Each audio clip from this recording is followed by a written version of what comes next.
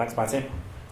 So I just wanted to give you an update on the programme itself. I'm really give you some of the highlights, but I want to go into a bit more detail about going into into a full status report. Trust me, I'm not going to go into a full status report.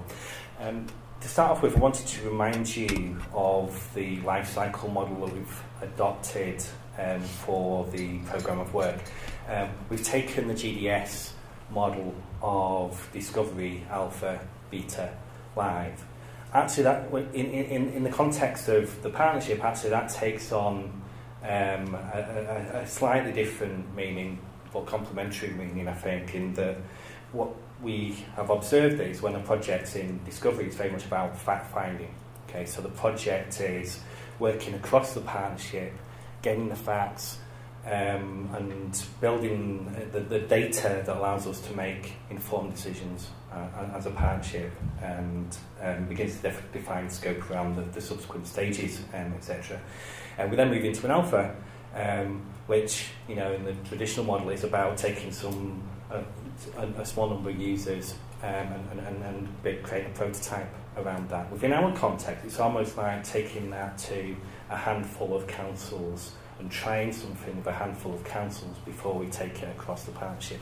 So that's what you're seeing with the digital maturity project, for example, where we've got 5 councils currently kicking the tyres on the digital maturity model for leadership, for digital leadership. And then we've got the beta, where we take that almost to the participants within the project, take that broader and begin to test that more mature product before we then hand it over into life. So that's the model that we've adopted, and what that does is it gives us a standard, consistent way of measuring where the projects are in their life cycle and how far they are in terms of their spread across the partnership. And I'm not going to go into this slide in any detail, but this is the type of thing we're presenting as part of the dashboards into the delivery board, where we can report on where those projects are against that life cycle model. So this is a snapshot from the last delivery board, and what you can see there is we've got across the programme, we've got the majority of the projects defined. Okay, we've also got over half of the projects in discovery. Okay, so those are projects that are initiated, they've got resources, and they are defining the next phase of the project, and they're doing data capture. I'm going to come back to data capture, don't worry. We've also got a few projects, partly because we've just brought existing in-flight projects into the programme, but also because we've been able to get ahead of steam on some projects. We've got some projects that are a bit further ahead, perhaps at alpha and even beta. So almost this picture almost becomes like, well, I kind of call this my grand national picture. All right, so you've got a number of horses there, and they've got various fences to jump over before you get to the end, and that's what we'll report on through the delivery board, as well as milestones, which we'll come on to, and the usual things about risks and issues and the standard programme reporting. We have been amazed by the level of interest and engagement we're getting from you guys. So this is just a snapshot of the roles that you have put forward, or indeed actively participating, because we've got like projects across that programme of work. So you can see there, if you take the purple bar chart at the bottom there, you know, we've got 25 of the 30 councils who said we will or are leading a project. Okay.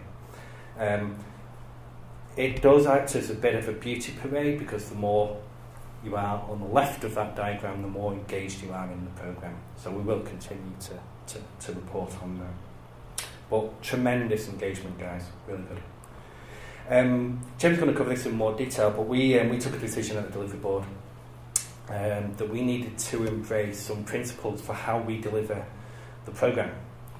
We wanted to make sure we had good practice programme reporting. We wanted to make sure that we're taking a user-centric approach to the projects. We wanted to make sure that as a partnership, you know, we kind of inherit the cultures and ways of working of all of the member councils, but in a sense we're also trying to promote new ways of working as well. So there's a leadership and cultural principles we want to promote as well. Fortunately, we didn't need to write a set of principles because Audit Scotland, thankfully, through their experience of audits and being involved in reviewing projects in Scotland, had already looked at the common trends, the common problems with projects and distilled that into some best practice principles. So we made a decision on the board, we'll adopt those as best practice. Last 2 points I want to raise is the support that you can get from the digital office. So great, we've got those that level of engagement from yourselves in the projects. That 20 of the 25 of the 30 councils leading the projects, for example.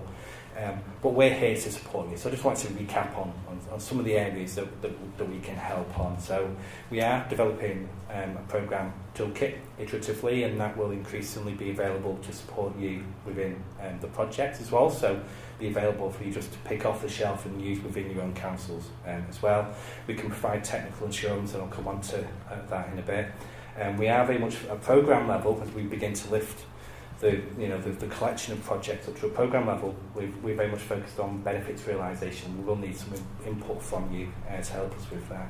We can also help with stakeholder management, whether it's bringing stakeholders together in events like this, or helping you to map out who your stakeholders are across the sector as well, and bring certain stakeholders in. With the cloud team this morning, talking about some of the stakeholders they need outside of IT, and how might we help bring those into the project team. Clearly can act as a facilitator and community building, so we will support you in running these sorts of events or smaller events around your projects if you need it as well.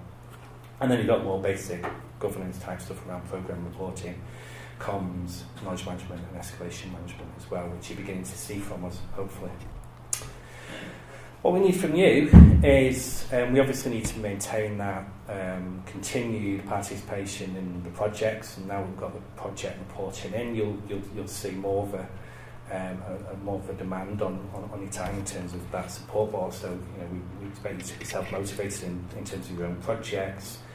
And this is a key one I do want to highlight today is, although we've got projects and we've got your engagement on the projects and you're committed to those projects are a discovery phase, they're gathering data that we all need as a partnership.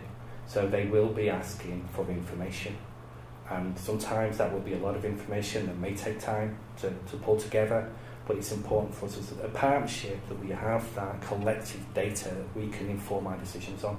So please do bear with us with that, and if you do have any concerns with that, then do raise it with us. But it's really, really important that we make all of our decisions based on the data about our sector.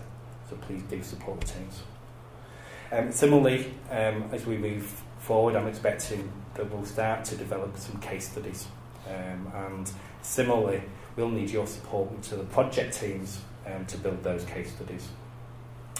An opportunity, I think, here is that we will, as the projects move through those life cycles, we were looking for support to test that the projects have met the criteria to move to the next phase, rather than inventing our own criteria around how we do that and creating our own governance arrangements around that. We're looking to draw upon the existing approach of Scottish Government with the digital first assessors.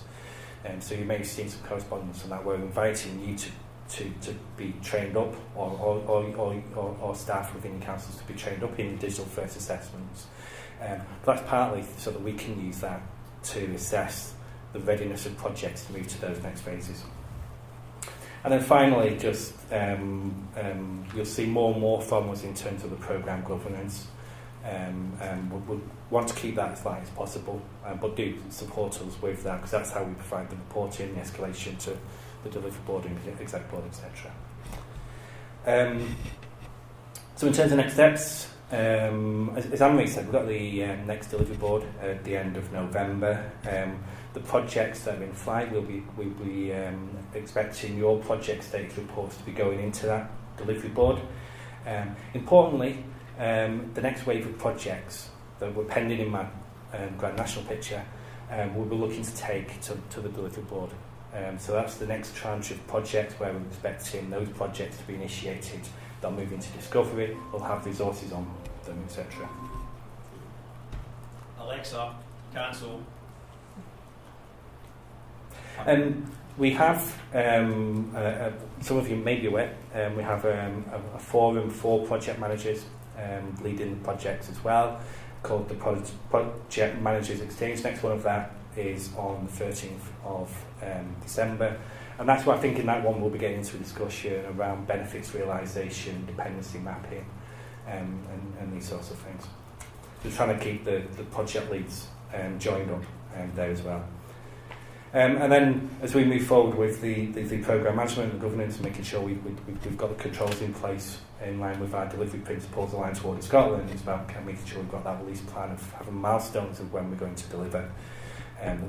Then ties into the benefits realisation, we can demonstrate when the value is going to be delivered, and we will begin to embed those delivery principles that I talked about and what Gemma's going to cover later. So really, that's just to give you a flavour of the status of the programme, that we are making good progress. We've got a number of projects underway now, and we need to keep that engagement going, which is evident. And hopefully today you'll get a sense of some of those in-flight projects as well. Okay.